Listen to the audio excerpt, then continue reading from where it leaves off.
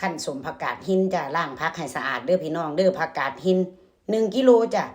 เกลือ3 ช้อนโต๊ะพี่น้องถ้ามันแห้งก็ใส่น้ำจักน้อยจ้ะมันยังคั่นง่ายเด้อพี่น้องเด้อคั่นจนยุบพุ่นนะจ้ะพอยุบแล้วก็เทน้ำออกจ้ะแล้วก็ล้างด้วยน้ำเปล่า1 น้ำจ้ะพี่น้องค่ะปั้นให้มันสะดิดน้ำจ้ะล้างน้ำเกลือออกแล้วก็ใส่น้ำเข้ามาไปจ้ะให้มันท่วมผักเด้อพี่น้องกระเทียม1 ช้อนชาจ้ะ